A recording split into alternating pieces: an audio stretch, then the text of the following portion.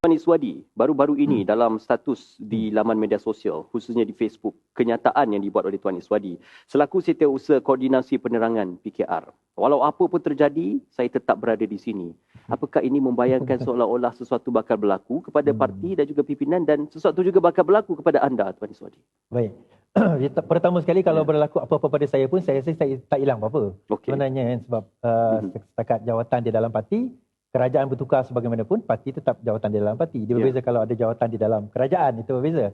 Now, yang kedua, saya menulis sedemikian kerana yang pertama sekali apa orang kata, pertanyaan demi pertanyaan orang bertanya kepada saya dah jawab tak ada, saya dah kata tak ada, saya dah buat live 2-3 kali, saya kata tak ada. Masih juga anxiety rakyat itu berlaku, kita katakan. Dan saya tulislah sedemikian, menambahkan lagi anxiety rakyat. Menambahkan lagi anxiety orang yang membaca dan follow saya kan. Tapi poin dia begini, berkaitan dengan bila kita pergi kepada poin kita, adakah terdapat orang kata langkah Dubai atau sewaktu dengannya itu? Jadi saya sebagaimana saya cakap dalam live, dia ada cerita di sebalik itu sebenarnya. Sebelum langkah Dubai itu, apa sebenarnya yang berlaku? Apa sebenarnya yang dicampakkan kepada rakyat? Iaitu kalau tuan-tuan puan-puan ingat, pada sebelum cerita langkah Dubai ini, blogger nama Papa Gomo ada buat satu kenyataan bahawa kerajaan akan bertukar esok hari, iaitu hari Jumaat. Dan esok hari Khamis dia buat kenyataan atau Rabu macam tu, esok hari kerajaan akan bertukar. I think dalam 22 hari bulan Disember, if I'm mistaken. So benda tu jadi viral lah. Semua orang bertanya, Iswadi betul ke kerajaan tumbang esok? Kita dah nak kat sumpah, kemudian penyokong-penyokong dari Perikatan Nasional dah mula Allahu Akbar dan sebagainya kan. Jadi dan akhirnya datang Jumaat tak ada apa yang berlaku. Selepas itu terdengar desas-desus mengatakan duit bertukar dan sebagainya. Tak lama lepas tu datang pula langkah Dubai. Cerita langkah Dubai. Alright, kemudian bila saya tengok sensitivity, sebenarnya ini kalau kita nak simpulkan sebelum kita pergi further, langkah Dubai itu tak ada. Sebab itu kalau kita tengok apa yang Datuk Seri Sanusi kata, dia bukan masalah langkah Dubai, langkah Caukit boleh. Maksud dia bukan masalah di Dubai atau di mana-mana. Kalau nak berlaku, dia boleh berlaku di mana-mana saja. Okay. Now, dia point dia nak berlaku di mana-mana saja, memang boleh dia berlaku di mana-mana saja. Soalan dia, bolehkah dia berlaku? Adakah possible dia berlaku? Dan adakah langkah itu berlaku? Itu yang kita nak kena jawab. Untuk saya nak jawab, saya tak boleh lah sebab saya tak berada di dalam kepimpinan tersebut. Mungkin Pak Wan lah yang lebih mengetahui kan. Tetapi pada telahan dan amatan saya, macam yang saudara sebut tadi, cuma disebut tentang Sheraton. Sheraton jelas. Malah tuan-tuan dan puan-puan, untuk makluman, saya tahu peristiwa Sheraton tu, meeting di Sheraton itu pada hari Sheraton itu meeting. Ada orang sampaikan maklumat pada pagi itu. Sebab kita meneliti golongan tim Azmin Ali ni, ada dekat situ. Kita macam pelik, kenapa pula kan? Kenapa ada meeting yang kita tak tahu kan? Jadi di situ kita nampak memang ada movement dia, ada pergerakan dia. Tetapi yang kali ini kita tak nampak di mana gerakan kecuali kata-kata. Kemudian cerita 120 SD itu kemudian. Lepas langkah Dubai, tiba-tiba cerita 120 SD. Yang tu bukan sekali yang tu sebenarnya on a separate occasion kita kata. Kan? Dan kenapa dia berlaku? Apa yang menyebabkan, apa motif dia berlaku sedemikian? Jadi kita nampak sebenarnya motif dia ada. Motif dia sebenarnya bagi saya lah, pendapat saya. Sebab ada beberapa kes yang besar sekarang ini yang kita telah ditutup dengan langkah ini. Iaitu kes siasatan terhadap Daim, Tun Daim, dan juga terhadap bekas Perdana Menteri yang menggunakan wang Petronas tapi tidak dinamakan di dalam surat khabar. Untuk anak-anak beliau. Tidak dinamakan. Saya sebut demikian dah, bagaimana surat khabar sebut. So, berita ini yang berlaku dalam langkah-langkah ini tiba-tiba tenggelam. Cerita langkah ini yang mula orang duk bincang dan bicarakan. Cerita yang Ilham, bangunan Ilham, bukan Ilham Center, bangunan Ilham, orang siap kata bangunan Ilham Center kena sita, bukan. Bangunan Ilham tu disita dan sebagainya. Peristiwa itu, cerita itu tenggelam, kita kata. Because of this. So, dalam khidmatan saya, dalam tekaan saya, adakah berita yang langkah-langkah ini dibuat bertujuan untuk menutup berita ini? Kerana kalau sepaham saya, yang throw cerita langkah-langkah ini, SD dan sebagainya, adalah mereka yang memang kita tahu sama ada dibayar directly, indirectly, kita tak tahu, atau rapat dengan Tun. Antaranya Papa Gomo, Papu Kari. Kalau dekat London tu, Raja Petra. Dan bila kita tengok Saitro daripada Perikatan Nasional sendiri, mereka sendiri pun kata, kami tak tahu. Daripada Bersatu umpamanya, dia kata kami pun tak tahu. kami pun tak main cerita itu, dia kata. Okay. Saya dengar kenyataan daripada Ratu Naga sendiri. Dia kata kami pun tak main cerita ni. Sebab kami tak tahu what's going on. So saya nampak di situ dia punya ni. Cuma kita perlu sedar bahawasanya dalam politik, jua naratif akan dimainkan untuk membawa kepada suatu permainan ataupun peringkat dan seterusnya. Baik Swadi, dikatakan juga ada ahli Parlimen PKR yang difahamkan terlibat dengan langkah Dubai. Sepanjang pengetahuannya, episod pengkhianatan yang berlaku dalam langkah Sheraton akan berpotensi untuk menjadi satu lagi langkah untuk menjatuhkan kerajaan seperti mana yang pernah berlaku sebelum ini, khususnya dalam konteks komposisi parti PKR. Okey. Satu benda yang sangat obvious saya nampak sekarang berbanding dengan zaman 2018-2019 dahulu adalah ketiadaan satu kumpulan yang saya tahu, macam Pak Wan sebut tadi lah, nampak macam akan ada berlaku tumbang kerajaan pada waktu itu. Pada zaman sekarang ini, pada masa ini, saya tak nampak kumpulan tersebut ada. Okay? Dan nama-nama yang dikatakan daripada Parti Keadilan yang nak melompat dan sebagainya, saya dah tanya personally sendiri pun dia gelak aje. Kan ada nama yang appear kat situ. Yang kalau kita perasan Raja Petra tunjuk tu, ada satu nama. Antaranya ada Dr. Taufik. Dr. Taufik anak kepada Tan Sri Speaker. So, bagaimana dia dikatakan nak melompat? Anak kepada Tan Sri Speaker kan? Dia gelak je. So kita tahu sebenarnya daripada jumlah, daripada apa orang kata, so-called ahli di dalam Parti Keadilan itu sendiri akan melompat tu pun sebenarnya tidak ada. Nah, yang kedua, soalan kita kenapa? Kenapa dia nak kena melompat? Kita kata apa motif dia? Dia dalam manusia ni apa-apa saja dia nak lakukan, dia mesti ada motivasi, dia mesti ada motif dia. So kalau dia nak melompat, kenapa? Kalau kita kata daripada pembangkang kepada kerajaan, possible lah. Sebab dia nak jawatan, dia nak kedudukan, dia nak peruntukan, berkemungkinan. Tapi daripada kerajaan nak pergi kepada pembangkang yang mengakibatkan dia kena bayar 10 juta dan berkemungkinan akan hilang kerusi. Kenapa? Itu soalan yang kita kena tanya. Sebab itu saya kata, sekarang ini, kita kena faham satu benda lagi bila kita sebut tentang langkah-langkah ni. Kenapa kita buat Akta Anti Lompat Parti? Kerana peristiwa yang berlaku pada tahun 2020, iaitu kerajaan tumbang. That is the very reason kenapa kita buat Akta Anti Lompat Parti. Supaya peristiwa yang sama tidak berlaku sekali lagi. Jadi adakah ada seorang bagi komen, dia kata kalau macam tu tak konstitusional lah, tak berperlembagaan lah kerana kita tak boleh tukar Perdana Menteri. Ada kaedahnya. Kaedahnya adalah bawa undi percaya atau tidak percaya di dalam Parlimen. Itu kaedahnya. Sewaktu bersidang? Sewaktu bersidang. Dan pernah berlaku sendiri di Perak. Kita kata di Perak ada. Di mana UMNO membawa undi percaya kepada Menteri Besar dan akhirnya Menteri Besar tumbang tukar kepada Menteri Besar lain. Di Sarawak kan, Mendiang Kalong Ningkan sendiri pun pernah menghadapi peristiwa yang sama. So perkara itu ada, avenues itu ada. Cuma avenues menggunakan SD setelah Akta Anti Lompat Parti itu tidak ada. Kita kata avenues untuk nak tukar Perdana Menteri boleh melalui undi percaya atau tidak percaya. So bawalah avenue tersebut di sidang Parlimen yang akan datang ini. Cuma nanti timbul persoalan. Pembangkang boleh bawa ke? Boleh bawa, dia akan jadi private bill lah. Lambatlah dia punya susunan dia. Baik, katakanlah kalau ada dikatakan wakil kerajaan yang kononnya menyebelahi pihak sebelah. Minta mereka lah yang bawa usul tersebut. Kalau ada sekalipun. Tetapi looking at circumstances menjawab persoalan, adakah daripada kalangan Parti Keadilan, ahli-ahli Parti Keadilan yang menjadi ahli Parlimen buat masa ini, daripada apa yang saya teliti di dalam parti saya tak cakap parti lain, saya tak nampak lagi kecenderungan tersebut untuk berlaku. Itu hanya tuduhan semata-mata. Itu hanya spekulasi lah kita kata. Ini saya nak terus tanyakan pada Tuan Iswadi. Berkenaan tentang dua perkara, trust deficit kepada UMNO dalam kalangan pimpinan akar umbi dan juga penolakan kepada DAP yang akan menjadi beban kepada kerjasama PH UMNO BN yang terbentuk pada ketika ini. Malah baru-baru ini dalam pilihan raya yang berlangsung di DUN dan juga Parlimen di kawasan negeri Johor juga menunjukkan penurunan undi. Malah ada beberapa protes yang menyatakan walaupun PH UMNO bergabung tetapi on the other side tidak mahu menyokong, malah tidak mahu keluar mengundi. Jadi apa kerisauan ini ternyata dan terrealisasi melihatkan kepada penurunan jumlah undi walaupun menang dan mempertahankan kawasan-kawasan terbabit? Dia bagi saya betul, realitinya begitu, keadaannya sedemikian dan kita kena terima dahulu situasi ini. Dan bila kita dah terima realiti ini, soalan kedua ialah bagaimana kita nak menangani perkara tersebut. Nah, soalan kita kena tanya adalah kenapa ia berlaku sedemikian?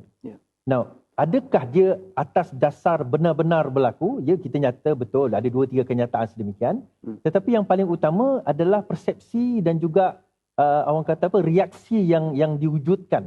Okey, sama ada daripada peringkat oleh pembangkang dan juga oleh daripada dalaman UMNO itu sendiri. Menyebabkan situasi tersebut berlaku. Saya bagi contoh, saya kata apabila sesuatu masalah berlaku sebagai ahli parti umpamanya, bukanlah tugas kita untuk membesarkan lagi masalah tersebut.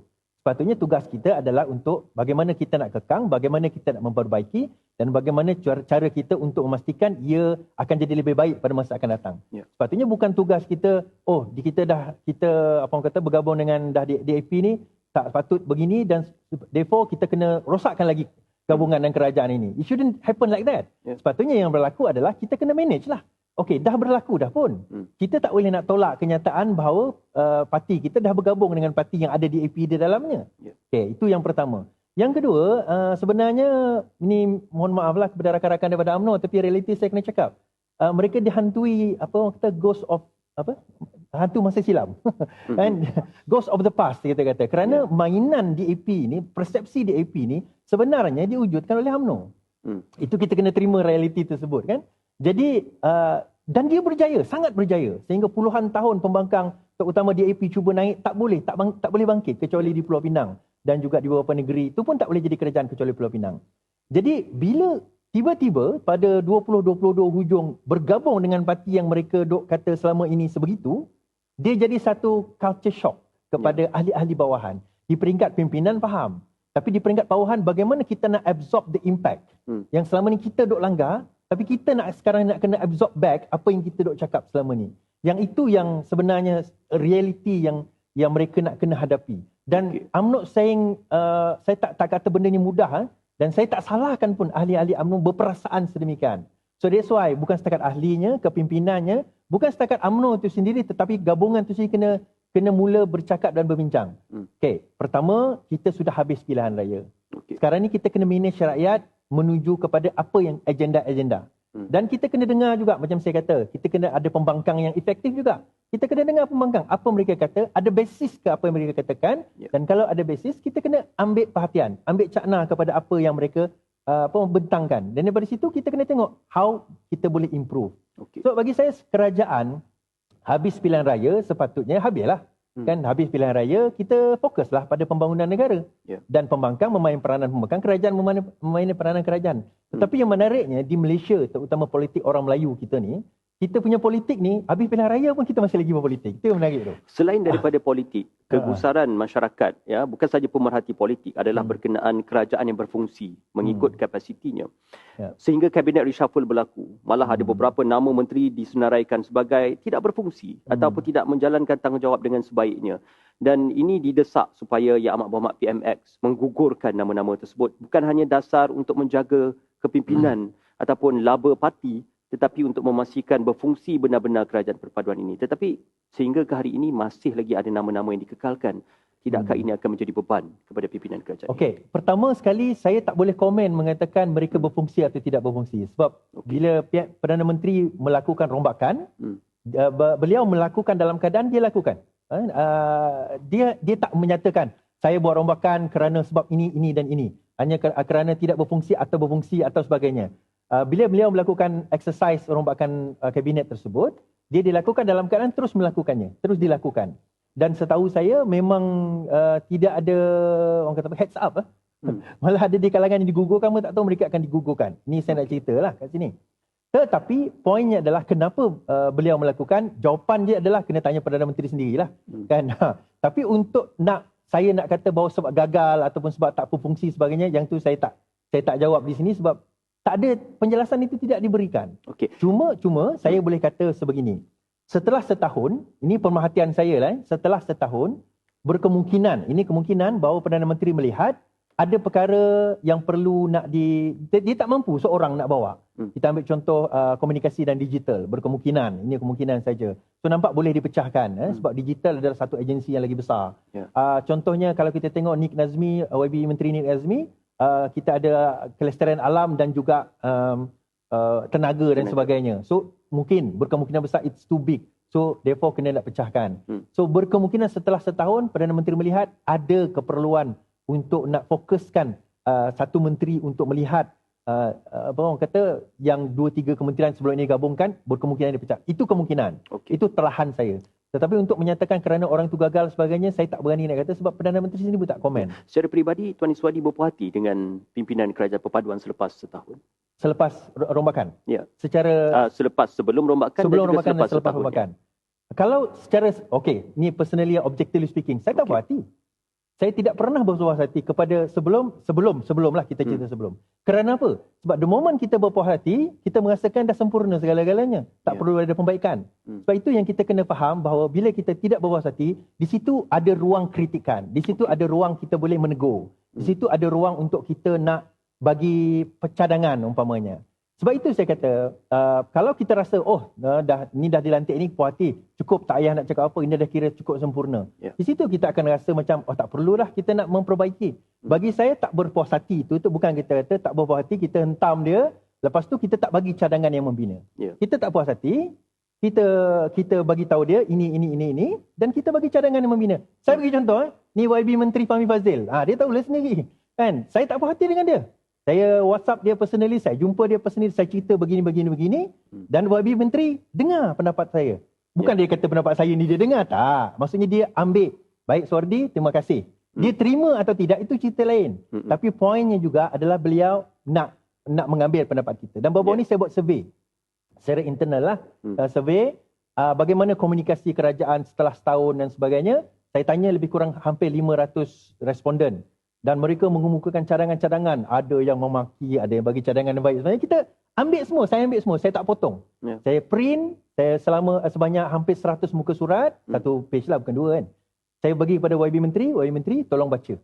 Ni saya dah highlightkan yang penting-penting. Mana yang berulang, saya tak highlight lah. So YB Menteri baca. Dan beliau ambil. Biar ambil maklum. Biar ada improvement. Bagi saya macam ni lah. Semua ni adalah menteri, kebanyakannya menteri baru jadi menteri. Baru, orang kata baru nampak pintu. Kan, baru kenal. 6 bulan pertama tu nak faham akronim tu, baru nak faham kerja. So, di situ nanti kita sebagai rakyat kena bantu. Tapi itu bukan alasan, Tuan Iswadi. Maksudnya? Walaupun baru tetapi bukan alasan. Bukan alasan, betul. Bukan alasan untuk rasa selesa. Bukan alasan untuk rasa selesa. So, di situ mereka sentiasa on their toes. Kena ada on their toes dan kena ready, kena kritik. Okey, tuan-tuan, kritik bukannya memfitnah. Itu dua benda berbeza. Kritik boleh, bukan fitnah. Nak kritik. Sebab itu YB Rafizi, dia kata dibuat baru-baru ni semalam, 2 hari lepas, yang bakar menteri tu kan. Tujuan ni nak panggil, okey, kamu kata sedemikian kerajaan. Kita datang, kritik saya. Kemukakan pandangan yang lebih baik. Tanya soalan-soalan yang sepatutnya. Dengan logik dan ilmu. Dengan hujahan. Dengan hujahan. Bukan semua yang kerajaan buat tu, kita manusia, mungkin ada kekurangan yang tuan-puan lebih nampak. Disebabkan kepakaran tuan-tuan dan puan. So kemukakan. Itulah negara demokrasi yang sepatutnya. Terima kasih Tuan Iswadi. Apa social media influencer dari PH tidak percaya untuk menangkis segala serangan daripada social media influencer PN? Setakat ini belum. Anda ini percaya ke tidak? Setakat ini belum. Secara massnya belum lagi berjaya. Belum lagi. Tuan Iswadi memegang tugas berat ya. Kerana kalau disebutkan PH, ramai yang hanya memberi tumpuan kepada Tuan Iswadi. Memerlukan jentera lebih besar untuk membawa naratif ke jalan yang benar. Saya borak tadi masa kita minum tadi kan. Kadang-kadang membawa benda yang negatif ni lagi mudah daripada benda yang positif sebenarnya. Kalau kita nak cerita kebencian, kita nak cerita fitnah, kita nak cerita itu lagi mudah sebenarnya. Nak cerita benda tu mudah. Kita nak cerita fakta, kita nak cerita kebaikan, benda tu agak susah. Bukan kerajaan sekarang ni. Even sebelum-sebelum ni pun. Sebab itu kadang-kadang kita kata, betul, menjadi pembangkang itu lagi mudah daripada nak jadi kerajaan. Jadi pembangkang ni mudah je. Kita cerita je lah apa benda pun kan. Pengalaman. Kita cerita lah apa sekalipun. Kita cerita macam ni, cerita betul tak betul, itu cerita lain. Lepas tu bila benda tu dah pergi ke on the ground, benda tu dah jadi, sebab the saucy things, benda yang gosip ni lagi mudah nak diterima. Jadilah itulah bila saya beralih dan saya bermula 2019 daripada sebagai seorang pembangkang, kerajaan, dan 2019 kita bersama 19 mempertahankan masa itu antaranya tabung haji dan sebagainya. Itu sebab kenapa saya buat live. Lepas tu masuk 2020 kerajaan tumbang, kerajaan gagal dan sebagainya, kerajaan pengkhianat, saya mula jadi balik kerajaan 2022. So benda tu kita merasa bahawa bagaimana kesukaran, itu yang pertama. Kedua, daripada segi kadang-kadang tak tahulah, mungkin tak tahu, Allahualam, complacent ke, kita rasa macam ni bagi saya lepas tangan. Ada di kalangan kita rasa macam alah, dia kerajaan, dia dah ada dana, dia boleh bayar gaji, biar dia orang yang buat kerja. Itu yang kadang-kadang jadi permasalahan kita juga. Tuan Iswadi, sukar ataupun tidak, tetapi tidak sukar untuk kita menerima kebenaran dan juga fakta. Mengapa banyak naratif ya, kalau dahulu Tuan Iswadi kata daripada pembangkang kerajaan, pembangkang semula, mengapa naratif menerima fakta dan kebenaran khususnya tentang integriti dan rasuah itu kadang-kadang berubah? Dia itulah kadang-kadang dia macam inilah. Saya setuju bahawa yang betul-betul antena dia kepada politik dan juga cakna kepada fakta ni tak ramai. Okay. Mungkin 10-15% je yang betul-betul nak melihat kepada fakta dan data itu. The rest tu dia lebih kepada perasaan, feelings. So dia rasa, yalah, dia tengoklah sentimen masa tu. Dan saya pun bercakap juga, walaupun saya tak buat kajian, kita bercakap on the ground. Orang yang dekat dengan saya pun, even ahli keluarga pun, kebanyakannya bila kita tanya, ada yang ahli keluarga saya tanya, Perikatan Nasional tu apa? Okay. Dia pun tak tahu. Dia kerajaan ke sekarang ni? Oh bukan Dia Pakatan Harapan ni apa pula? Kerajaan Perpaduan ni apa pula? PN? Tu faham tak? Even the very basic pun mereka tak. Tapi inilah pengundi. Jadi kalau benda asas tu bang, kenapa? Salah satunya mungkin political fatigue, mungkin dia penat. Okay. Mungkin juga dia rasa bukan fokus dia, penerangan yang tidak cukup. Dia tidak rasa bahawa mereka maksudnya golongan ini berada bersama this group yang merasa concern, dan juga mungkin pertukaran. Kalau dulu mudah, UMNO pembangkang, Barisan Nasional pembangkang mudah. Kan kalau kat Sarawak dia ada Barisan Nasional dan pembangkang mudah. Tapi sekarang ni pertukaran itu menyebabkan dia orang rasa macam, alamak, ni apa pula yang berlaku terkini ni? Itu antara berkemungkinan. Okay. Dan yang last kali saya nak sebut, budaya kita sendiri jugalah, budaya rakyat kita sendiri. Yang ni sejak dulu kita duk kempen, banyaklah membaca. Banyak akan membaca. Kenapa membaca? Sebab daripada membaca itulah akan mencetuskan pemikiran yang kritis. Bukan katakan nak setuju dengan saya. Tak, tapi at least critical. Kritis dengan apa yang saya cakap ataupun yang kami cakapkan ini. Be critical about it. So, critical ni hanya datang dengan, kalau kita banyak membaca, kita banyak menulis, itu critical. Tetapi bukan budaya orang kita yang ke arah. Bertahan ke tidak? Okay. Saya singgung sikit apa yang Pak Wan sebut tadi kan. Bila menyentuh persoalan kerajaan perpaduan atau kerajaan campuran atau kerajaan majoriti gabungan sebagainya kan. Saya lebih nampak kerajaan sekarang ni panggil coalition government. Kalau itu kerajaan campuran, saya setuju. Terma itu yalah pelbagai lah kan. Cuma awalnya memang Yang di-Pertuan Agong mengarahkan supaya diadakan kerajaan perpaduan, iaitu tidak ada pembangkang. Cuma pada waktu itu Perikatan Nasional sendiri tidak mahu untuk mengadakan demikian atas alasan-alasan sendiri. Tak apalah, itu demokrasi je kan. Now dan antara apa yang berlaku pada kali kedua ni, itulah cadangan saya sewaktu dalam live, sewaktu Sangka Syaritan dahulu. Okay. Saya kata dalam live saya ingat lagi kat kedai Mama yang masa tu view, saya kata sepatutnya pada pandangan saya yang boleh berlaku, Yang di-Pertuan Agong panggil siapa majoriti di kalangan minoriti. Majoriti di kalangan minoriti. Maksudnya coalition mana yang paling banyak pada waktu itu? Pakatan Harapan. 80 lebih kerusi setelah Bersatu keluar. Jadi sepatutnya panggil Pakatan Harapan dan bentuklah kerajaan coalition. Di mana mereka menjadi kerajaan dan mereka berunding dengan yang lain untuk membentuk kerajaan. Itu cadangan saya pada waktu itu. Tetapi tak berlaku. So now it happen sekarang ini. Mungkin itu adalah alasan lain, tapi sekarang ini berlaku. So okay, habis dah cerita itu, gabungan itu dah pun berlaku, kerajaan itu pun dah berlaku. So how to move forward? Move forwardnya adalah dengan kita manage perception, kita manage apa yang berlaku on the ground. Soalan kepada saya, adakah dia akan bertahan? Saya kata ya, dia akan bertahan for the next 5 years. Dalam keadaan yang ada sekarang ini, dalam ke arah yang kita pergi sekarang ini, bagi saya dia boleh bertahan. Cuma untuk saya nak kata confirm 100%, saya bukan Tuhan nak menentukan kan. Banyak boleh terjadi. Banyak boleh terjadi dalam 4 tahun. Boleh terjadi kan. Tetapi kita sebagai manusia, kita tengok at all the parameters. Dan bila kita melihat parameter-parameter ini, insya-Allah dia boleh kekal.